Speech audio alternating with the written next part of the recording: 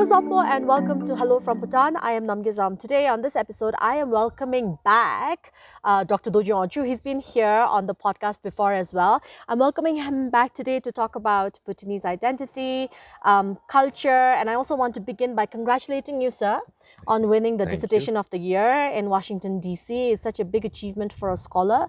He is an award-winning academic and scholar and an expert in communications. I do turn to him for advice and guidance related to communications, about things that are right or say, and he's always given me great insight and advice, and I hope to get the same from you today, You're most which we welcome. can share with the audience of Hello from Bhutan, sir. So, I just mentioned your dissertation, which really speaks about the Sacred Chronotope of Bhutanese identity, spirituality, and community, sir. In fact, it's titled that as well, sir. You've written a lot of articles actually based while researching for this dissertation, if I'm correct, sir.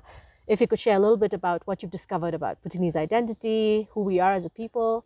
Yeah, so I started off actually with this inquiry, like what makes us Bhutanese? How do we identify ourselves as Bhutanese?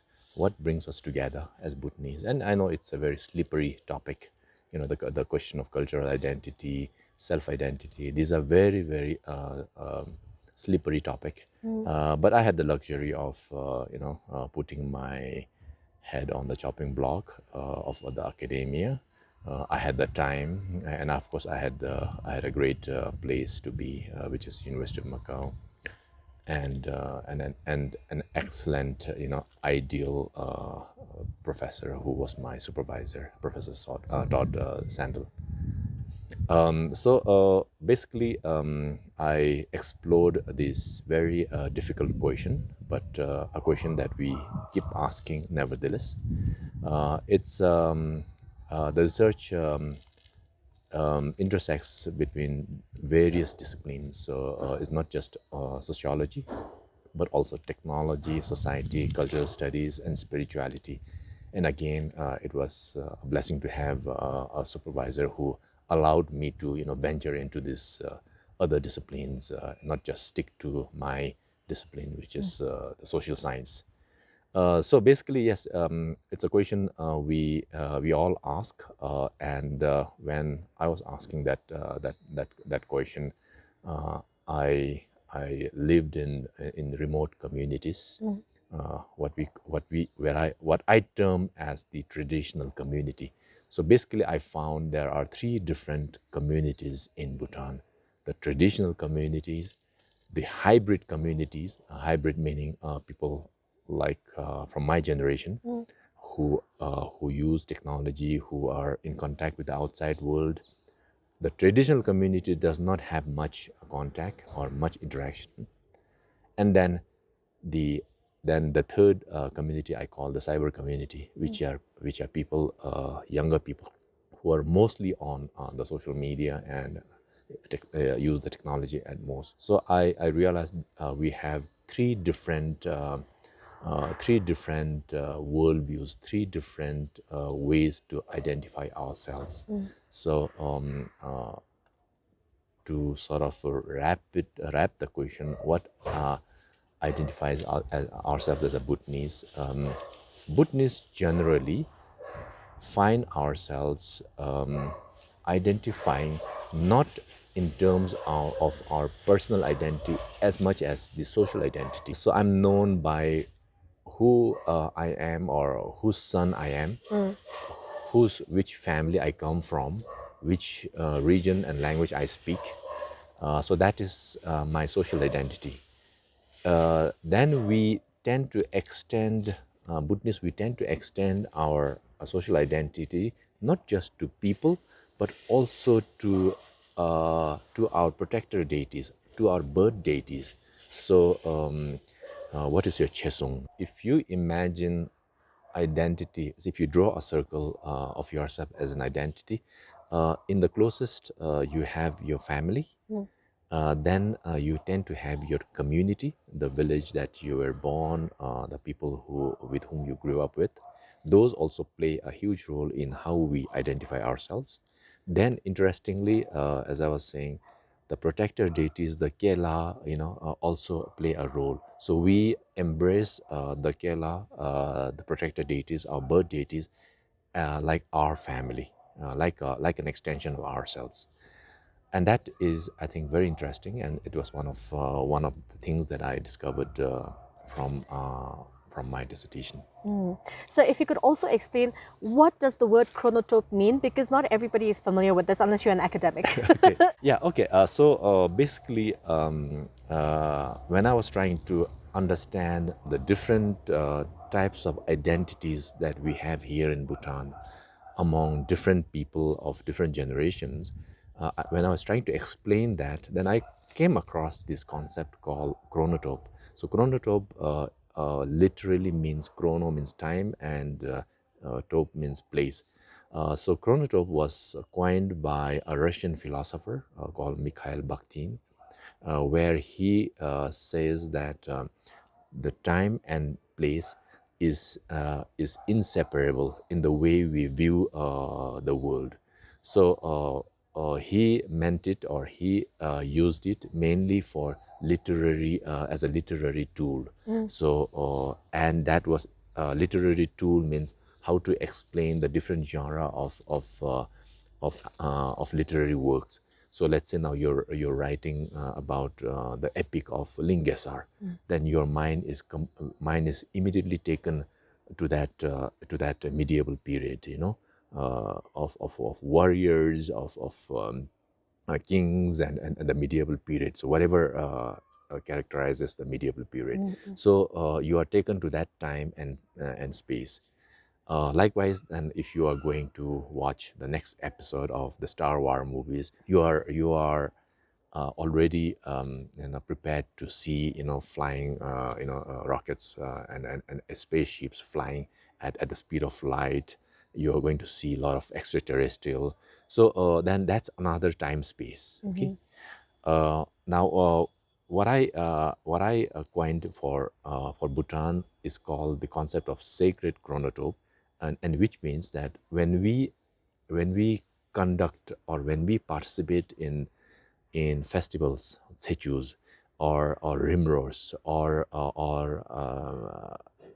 a ceremony in a temple like in Dodedra or in Tango, then we are drawn into a sacred time space that is very, very unique, in the sense that you don't question, for instance, that you question, you don't question the time. So for instance, you are subconsciously seeking blessing from Guru Rinpoche, who existed 1200 years ago. You are praying for a future that has not even come, maung palo, kepa matung bado, let me, ngalo ken barche, do sem che tham che gipen, so may I, benefit all sentient beings for aeons to come, So the time is then expanded from, past infinity to minus infinity. The place, yeah, you are there in Tango, and then you are in that sacred space. And I find that that we in Bhutan have that unique, opportunity to be in that sacred chronotope. And why I came with that is something that I noticed, that families were conducting rituals at home, loche, annual loche, and they would do a Facebook live or a WeChat live with their members who are living abroad in Australia, India, Thailand, and they will also feel that sacred chronotope of being in a loche, and they would pray to the deities, they would pray to their garden Kela, and so this is again, another way of being Bhutanese. You don't question, oh, like I'm in Australia and like Bhutan is so far away. Will the deity even see me? You don't accept that, right? That's true. So the space is completely is collapsed. True, so sir. so the sacred chronotope, yeah, we don't question the time, we don't question the space. We create that chronotope. I think another example I would give, which also inspired you, was our National Day, and how I was there in Jangmetang, and you saw that video as well. how all of us were singing to His Majesty the King, which you also pointed out is unprecedented. Yes. Because Yes. Bhutanese don't do this, right, Yes. sir? And then there were Bhutanese joining us Yes. from elsewhere in the world Yes. that felt like they were a part of this. Yes. Yes. So that is another experience that you would say is uniquely Bhutanese. Absolutely, absolutely, and that is another again a brief time space, a brief sacred chronotope that we have created during the National Day, and which actually attracted me as a scholar. And of course, I can write a whole academic article on that. It may mean many things to many people. I can give various interpretations, and I hope I will have some time to do that. Yes, sir. But the most important thing was that there was completely again a collapse of all the formalities, all the distance, all the hierarchy, and it was very beautiful to see that His Majesty was there without any security details. The kids were flashing their phones. You're never supposed to flash lights, or a torch on someone's face. You are doing that. And yeah, it means, and I just mentioned that like this generation or the next generation is very different to my generation, and I have got to accept that, and I should not be downgrading them or pushing them away or trying to make them us. We are different. Yes, it was a very, very, very, very I would say it was a defining moment for us as a country, as a nation. You've identified the sacred chronotope as something that's a unifying element for Bhutanese, Yes, right, yes. sir? But what else do you think unites us as Bhutanese, because we do come together, I mean, as Bhutanese, no matter where we are in the world, Yes. sir. So I mean, we all know, the institution of monarchy unites us. So that is a foregone conclusion. I didn't touch that in my work, in my dissertation, but I wanted to see what are the other individuals, institutions, and events that brings us together. And one thing that I noticed during that time, I was doing my field work between 2017 and 19. Sanjay Gelson, caught my attention. How he brought the whole country together. I mean, who doesn't know Sanjay Gelson? Old, young, engineer, civil servant, private sector, monks, and so I just realized how sportsmen or sports people can bring nations together. So I was very happy when Sancho received the medal at the National Day. I think I sent a congratulatory message on his Instagram feed. Then, of course, the other interesting unifying factor are our deities, the protector deities. And I wrote a paper for that at the Virginia conference in 2022.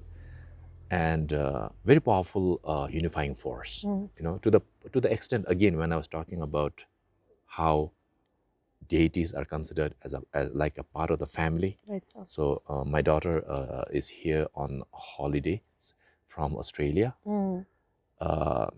Even I was out of town. Even before she called me, she went up to Dechinbu and reported there. Like yeah, I'm back. We all report to him before we leave as well. Yes, so she is I would say like I don't know.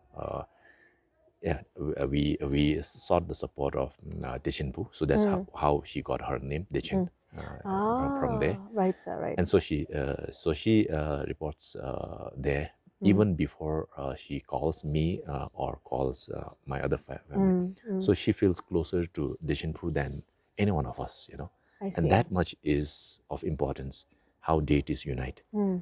Taksang unites, Parot Sechu unites, Thimpu Sechu unites, Parot Sechu. Right, sir. I mean, you see how many people from all ethnic groups, go to Parot Sechu.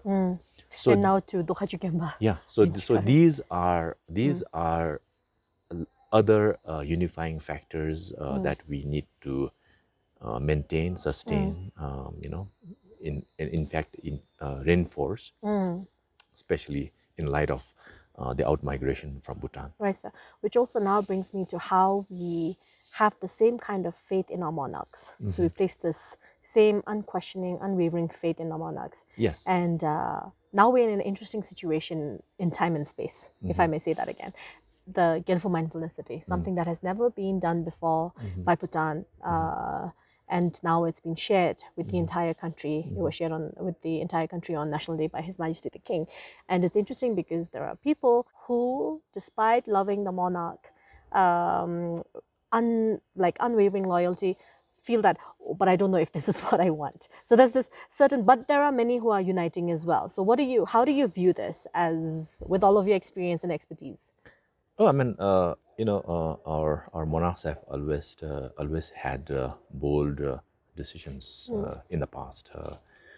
The coming of democracy, before 2008, how much like we were so Apprehensive. not apprehensive about elections and political parties and democracy coming in. That we were like, not we personally, but in many public meetings, how people were pleading with our fourth king, our fourth Gelephu, like, please, like, we don't want democracy. Like, do we really need? Why now? Can we we're okay? But the thing is, our monarchs see the future more than us, and that's the first thing that I think we need to recognize. Coming back actually to how how our monarchs unite us is one thing that I noticed in my research or field works is that many countries have national symbols. So Americans, they rally around their flag. The Japanese, they rally around their emperor. So many countries have these, the Thais also around their king. Again, what I found was that here we not only rally around our monarchs, we feel the monarchs as an extension of our family. So it's as if our king is the head of the family of every family in Bhutan. So we would have that's evidenced by the fact that in each home we have the portraits of the monarchs, right? But do you in your village? I mean, in your house, do you have a national flag? You won't have. Do you have a picture of the national bird? You won't have. Yeah. So the national symbols, when it comes to we are actually united, or we rally around our king first of all as a nation, but not only that, we also see our king as an extension of my family, your family, or his family. And I think that actually also is how we Bhutanese identify ourselves. The unique ways of being Bhutanese. So actually, I'm thinking of turning my dissertations into writing. What makes us Bhutanese? Bhutanese, because you have so much content there. Yeah. And not everybody can sit down with the book and read it. So it's better if you bring out like bite-sized articles. And the question actually was inspired by Dzongsa Khyentse's short article, what makes us not a Bhutanese? And that was the question. And then I was thinking, what makes us Bhutanese? So these are the unifying symbols, unifying practices Forces, that make us, and the yes, forces that make us uniquely Bhutanese. Bringing our conversation back to the Gelephu Mindfulness City, because it's really on everybody's mind. You and I just traveled there as well. For me, I think after this experience of this tour, as it were, of what the Mindfulness City would be, the land that we saw, I felt like it was so sacred as well. You're talking about how His Majesty the King is like an extension of a family member to us. So like the head of the family has decided on something very important. Now the rest of the family has been taken on board as well, right? All of us have been taken on board. It's not just you and I. Like the entire nation has been taken on board. So how do you see this playing out in terms of our shared identity, or what makes us unique? So I think I mentioned in my article in Winsel, Which came out today. That first of all, I think this was conceived by His Majesty mainly for our young people, because we have a lot of young people, and somehow our job market, the opportunities market, have not kept attuned with how many young people are coming into the job market. So I think this will address that. And that, I think, was one of the first things that has sort of pushed His Majesty to conceive this vision. Then, of course, there are other ramifications. There are other things that will come by as collateral influences. And the first thing that comes to my mind is, just because we have recently graduated from the list of LDC, I think this may signify our coming of age as a nation, as a country. Joining the middle income level countries, and it is where I guess we will have to exert a little bit of our own national interest. And unfortunately, during COVID, we have seen every nation protects their own interests. True. The US was not willing to share the vaccines with the world initially. India did better. They shared a lot of vaccines with other developing countries. So I think we have to, as a second reason, I think we need to now protect, develop, or secure our national interest more than ever, because there is no guarantee that another COVID will not come as we encroach into the wilderness, as we get more globalized, as travels become widespread. So viruses and bacteria are going to travel, and so there's no guarantee. In fact, if you look at the time span of global pandemics from the 14th century, when the first plague was, in recorded history, the time gap between two pandemics have been becoming shorter and shorter, or closer and closer. So we need to secure our national interest. Then, of course, the other point that I raised was that since 2008, somehow we have not been not having a common goal, a shared purpose. So civil servants have been going on their own. The young people have been going on their own. The engineers think they're building the country. The doctors think they're saving the country. So we are all over the place somehow. That has been one of the impacts of democracy and the political. Also, Western education. Western education, yeah. So I think now we have the opportunity to come together to make this project, to make this Mindfulness City project a success. And that could be one of our very important collective national goal in the next short to medium term. I think it's so important, I think with the context of global warfare, in the context of global warfare and a lot of things that are going on in the world, indigenous communities, you take the examples of the indigenous communities in the Amazon, right? Their relationship with nature, with life, with people around them, the respect that is there. But these have it. Yeah. And it comes from being a collectivist society. Yeah. And I think, although I really do believe in the pursuit of individual aspirations, but I also feel as Bhutanese that it's so important to remember our roots, who we are as a people, and we are a collectivist people. Yes. We reach out to help each other in times of need. Like yesterday, I posted about the boy who needs blood in Kolkata, and it was shared so many times by everybody because we want to reach out to somebody, because it's as if he's one of our own, we don't think, but it's being eroded. So it's a great, I think, in a way, not just is it a national aspiration, but it's also, I think, a national reminder of who we are, the Gelephu Mindfulness City, to return to our roots. Yeah, we are, as you mentioned, a very collectivist society, and I hope it remains that way, because, for whatever reasons. And this has been proven many times in recent years. How many people have sort of come together to get a kidney transplant or heart surgery, or to get those two twins separated in Australia.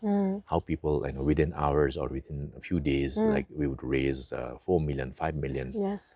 And that actually speaks a lot about who we are. We are a communal society. We are a collectivist society. And I think this sense of community and national unity is something that is very important. And that's also the reason why I delved on that, because we know exactly then now from my research work, we know exactly which institution, which sector, which part of the society, which part of our culture we need to protect. So, for instance, one of the recommendation I made was that perhaps places like Takparo Taksang should be governed by a separate act, with all the do's and don'ts, and then it is made as a national monument, so that it remains that way, because it unites us as a country. Similarly, other important places.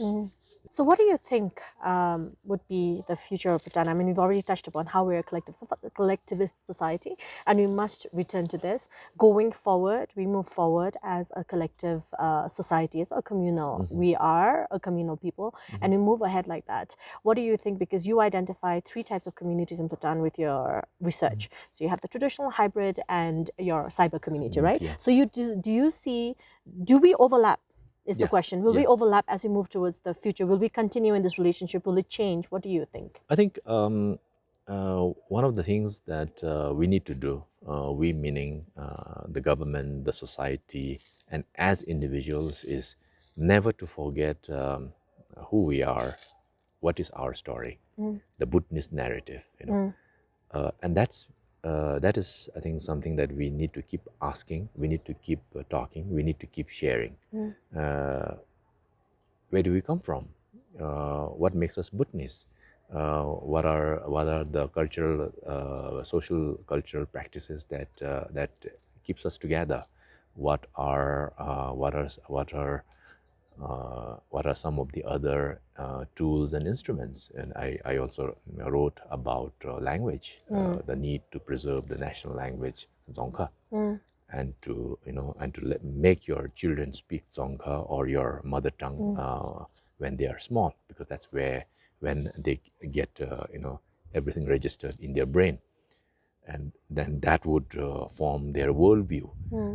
So even if you're in Australia, make sure that you teach Dzongkha or your mother tongue, Tsangla, to your child, because when they grow up, their worldview will be what the worldview that we share here. Other things like technology, economy, are things that should sort of support this Bhutanese story. So that, I think, it's the most important thing that we need to do.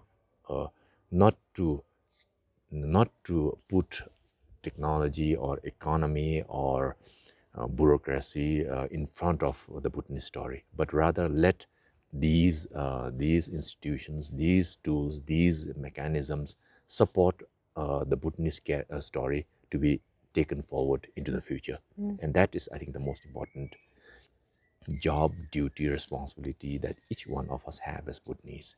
Right, sir. I think that's a really important message for anybody who's listening or watching this podcast. I don't think the intention is to make you feel very, very sad, but it's really, I think, a wake-up call. Yeah. Like, we will lose this Yes. if we don't act right It's very now. easy. It's very easy. Very easy to lose anything. Right, sir. Very difficult to build something. Right, sir. So what we have, let's not lose it. Yes. Lastly, let's come back to you saying, if I could give you some time to talk about the various interpretations you've had of what transpired on National Day. So if you could just share that with us, sir. Yeah, of course. For me, the National Day is just actually to listen to the Royal Address, which I did. That's the highlight for all of us. Yeah, which right, I sir. did.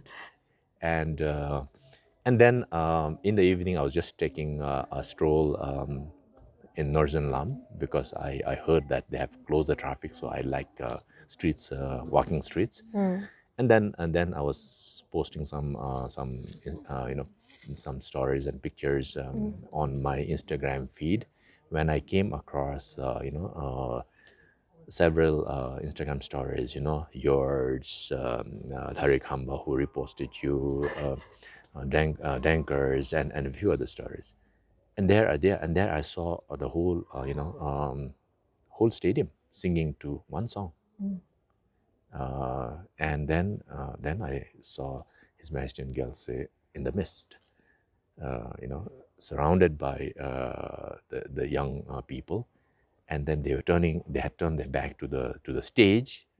They were all instead, yeah, that was a very, I think, one of the, it will remain as, I think, one of the most beautiful moments in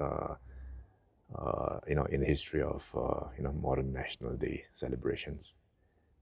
And that actually, I was stunned. I was like, I literally froze there, and then later, of course, I was inquiring with friends, and what's this? I mean, who wrote this song? Can I meet that? And then we had Tanisona during the trip, and I congratulated him. He was very emotional when I told him, and then he was like, "What? Like even you, like you got." So it was a very, and I think that maybe is something that it gives us a lot of hope. It gave me a lot of hope, and that's actually how I ended my article. That there is something burning here. That something is called hope. And so I'm personally, I mean, as an individual, I'm a very optimistic person. I try to see things or in a positive light. I don't let negativity ruin my life or my day. It's, of course, it's not easy. It's difficult. But from the last National Day and from the recent trip down to Gelephu, now it gives me hope. I made my daughter read my article this morning. Read this, because that's for you. It's for them. They need to take ownership of it. They need to sweat, and we are there to just support them, cheer them up from the sideline. And I think that's what people from my generation should do, or I encourage them.